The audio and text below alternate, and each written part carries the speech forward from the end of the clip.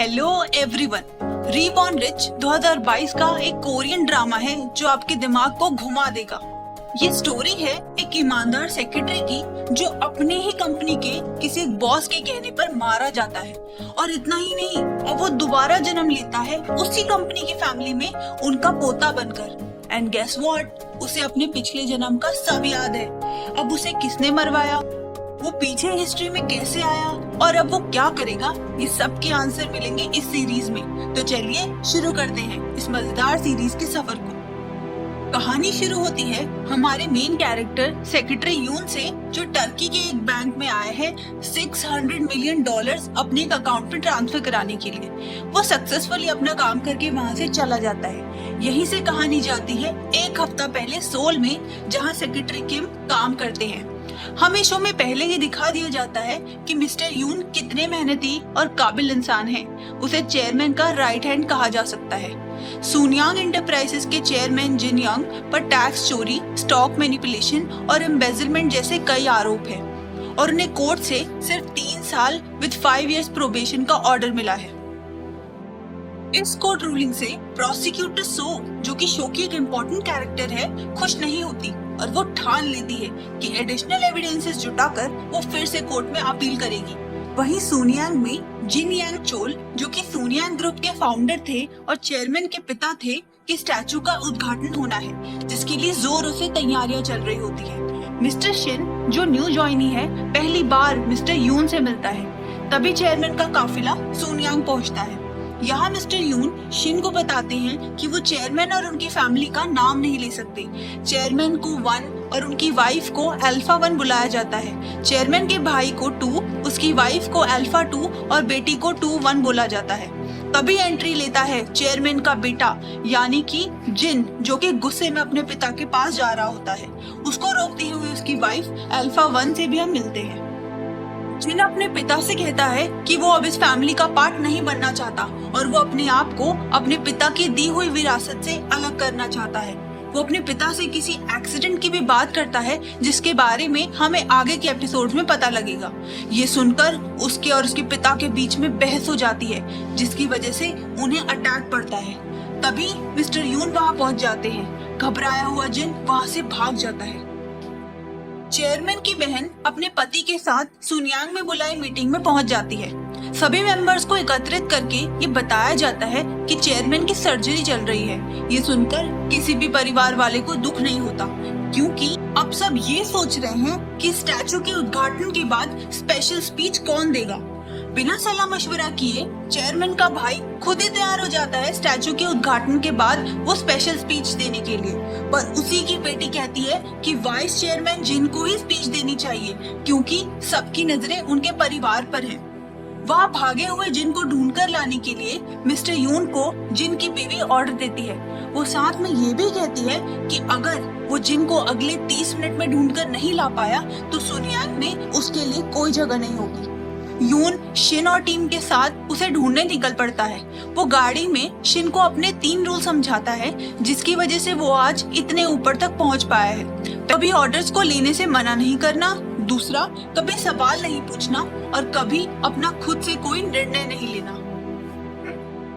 वहीं भागा हुआ वाइस चेयरमैन जिन होटल रूम में पागलों सा बर्ताव कर रहा होता है। तभी वो अचानक से गुस्से में आकर तोड़फोड़ शुरू कर देता है और वहाँ के स्टाफ्स को डराने लगता है। दूसरी ओर स्टैचू का उद्घाटन होता है। तब हमें पता चलता है कि चेयरमैन के भाई की बेटी जे यून ने जानबूझकर जिन का नाम लिया, क्योंकि उसे पता है कि जिन वहाँ नहीं है, और सबको भी ये पता चल जाए कि वो वाइस चेयरमैन रहने के लायक नहीं है। वहाँ गुस्साया हुआ जिन यून पर भी अटैक कर देता है। यून जिन को शांत करने के लिए उसे एक बचपन की कहानी सुनाता है और कहता है कि उसने ये उसके दादा, जिनके स्टैचू का उद्घाटन हो रहा है, उन्होंने अपनी किताब में लिखा है। जब वो नहीं मानता तो यून उससे कहता है कि वो किसी को नहीं बताएगा कि उस रूम में क्या हुआ, और अटैक पड़ते ही जिन वहाँ से भाग गया था। ये सुनकर जिन यून के सर पर चाय गिरा देता है, उसे उसकी औकात दिखाने के लिए, और वापस जाने के लिए रेडी हो जाता है। जिन इनॉग्रेशन पर आ जाता है और अपनी स्पीच से सबको इम्प्रेस कर देता है, सिवाय उसकी फैमिली के, जो उसकी सफलता नहीं देख सकती। फिर आगे हम देखते हैं कि चेयरमैन की बीवी यून को बुलाती है और उससे अपना टॉयलेट तक साफ करवाती है और उसके काम के बदले में उसे टिप भी करती है। बेचारा यून चुपचाप पैसे लेकर वहाँ से चला जाता है। हम ये देख सकते हैं कि चेयरमैन के परिवार के लोग यून की जरा भी इज्जत नहीं करते। यून अपने घर जाता है जहाँ उसकी माँ की डेथ एनिवर्सरी है। वहाँ उसका छोटा भाई उसे एक पेन गिफ्ट करता है और बताता है कि आज उसको उसकी पहली कमाई मिली है। तभी उनको पता चलता है कि उसके भाई ने सिविल सर्विसेज की पढ़ाई छोड़ दी है और अब वो जॉब करने लगा है। ये सुनकर यून निराश होता है क्योंकि उसे ऐसा लगता है कि उसकी कमाई से उनका घर नहीं चल सकता। यून के पिता यून से कहते हैं कि अब उसे अपनी खुद की फैमिली स्टार्ट करनी चाहिए, तभी वो एक रियल मैन कहलाएगा। यून को उसके पिता की कही बात ठीक नहीं लगती और वो गुस्से में पैसे रख के वहाँ से चला जाता है। अगली सुबह सोनियांग में प्रोसिक्यूटर सो तलाशी करवाती है और वहाँ पड़ी हार्ड ड्राइव एंड पेपर को जब्त करती है। यून वहाँ पहुँच तो जाता है पर तब तक सब काम हो चुका होता है। वो वारंट देखकर अपनी तसल्ली कर लेता है। यहाँ यून और सो पहली बार आमने सामने आते हैं। प्रोसिक्यूटर के ऑफिस में हम देखते हैं कि हार्ड ड्राइव्स खाली हैं और पेपर में कुछ भी खास नहीं है। तब अगले सीन में हमें दिखाया जाता है कि यून को पहले से पता था कि सुनियोंग के ऑफिस में छापा पड़ेगा, इसीलिए उसने पहले ही सारी important hard drive and papers को कहीं और शिफ्ट करवा दिया था। यून न्यू ज्वाइनी शिन को लेकर वाइस चेयरमैन जिन के पास जाता है और छापे के बारे में सारी जानकारी देता है। बाहर हम देखते हैं कि कैसे जब यून और शिन सबके सामने झुकते हुए जाते हैं पर कोई उनसे ठीक से बात तक नहीं करता। तभी वहाँ एक आदमी आता है और यून को उसके अच्छे काम के लिए मुस्कुराते हुए धन्यवाद कहता है। लिफ्ट में शिन के पूछने पर यून बताता है कि वो जिन यांग चोल जो कि सोनियांग के फाउंडर थे उनका चौथा बेटा है। एडवाइजर जिन यून की उसने कुछ रीजंस की वजह से परिवार से संबंध तोड़ दिए थे। लिफ्ट के बाहर उन्हें एक औरत मिलती है। यून शिन को बताता है कि वो औरत और कोई नहीं एडवाइजर जिन यून की पत्नी है।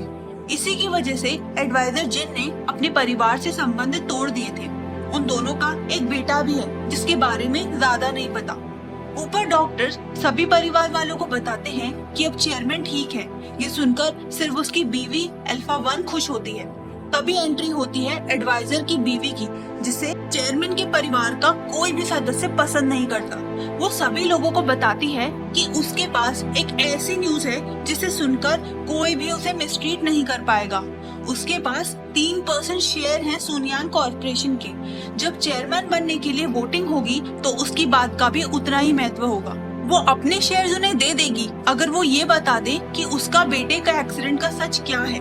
वो चीखते हुए कहती है कि उसे पता है, यहाँ बैठे सभी लोगों को उस एक्सीडेंट की सच्चाई पता है। यून को शिन कुछ पेपर्स देता है जो उसे हार्ड ड्राइव्स एंड पेपर्स के साथ मिले। उसे समझ नहीं आया कि वो उनका क्या करे। यून उन पेपर्स को लेता है और उन्हें स्टडी करता है। यून ये पेपर लेकर किम के पास जाता है। वो किम को कहता है कि ये पेपर्स एक डमी कंपनी के हैं जो सिर्फ पैसों को ट्रांसफर करने के लिए बनाई है। किम उस फाइल को लेकर उसे मशीन में डालकर नष्ट कर देता है। वो यून से कहता है कि उसने उसे इसीलिए रखा है ताकि वो बिना सवाल किए अपना काम करे। यून वहाँ से चला जाता है। बाहर उसे जिन मिलता है।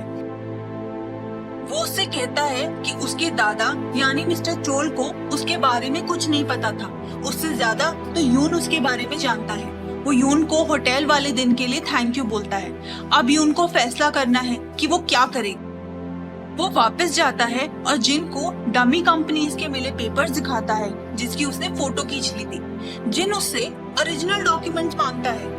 यून उसे बताने वाला ही होता है कि किम वहाँ आ जाता है। जिन किम से यून की फोटो शेयर करता है। यून झूठ बोलता है कि उसने वो पेपर्स डिस्ट्रॉय कर दिए ताकि वो किसी के हाथ ना लगे।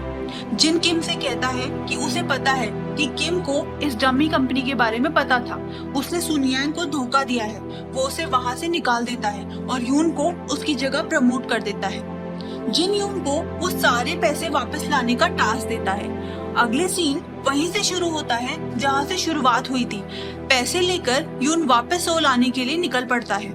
वहीं दूसरी ओर चेयरमैन की बहन प्रोसिक्यूटर सो से मिलकर उसे जिन और यून के बीच हुई सारी कॉन्वर्सेशन सुनाती है। कैब वाला शॉर्टकट के बहाने यून को कहीं और ले जाता है। थोड़ी देर में उसके पीछे कुछ लोग पड़ जाते हैं। वो भागते हुए अपनी जान बचाता है, पर अंत में वो बेहोश होकर गिर जाता है। जिन से मिलने येजुन आती है और कहती है कि उसे पता है कि यून पैसे लेने गया है, और तब हमें पता चलता है कि उसे ये बात किम ने बताई है। येजुन जिन से यून द्वारा लाए गए पैसे मांगती है। यून को बंदी बनाकर कुछ लोग एक सुनसान जगह ले आते हैं। तभी वहां पहुंच जाता है न्यू जॉइनी शिन। यून के पूछने पर कि वो यहाँ क्या कर रहा है, शिन कहता है वो सिर्फ यून के द्वारा दी हुई एडवाइस मान रहा है। इससे पहले उसे पता चलता कि ये सब कौन और क्यों करवा रहा है, शिन वहाँ से चला जाता है और वो लोग उसे गोली मारकर समुद्र में फेंक देते हैं। एंड सीन में हम देखते हैं कि यून अब एडवाइजर और उसकी वाइफ के साथ गाड़ी में है। उसके बगल में एक बच्चा भी बैठा है। यून को विश्वास नहीं होता वो जिंदा है। वो शीशे में अपनी शक्ल देखता है जो कि बदलकर एक बच्चे की बन गई है। उसे समझ नहीं आता कि वो कहाँ है और उसके साथ क्या हो रहा है। वो एक एक करके चेयरमैन के परिवार को देखता है, पर वो सब कितने नौजवान लग रहे होते हैं। तभी एंट्री होती है एक और शख्स की। वो और कोई नहीं, सुनयांग का फाउंडर जिंगयांग चोल होता है। आया मजा? तो चलिए अब हम मिलते हैं अगले एपिसोड में। प्लीज इस चैनल को सब्सक्राइब करना ना भूलें।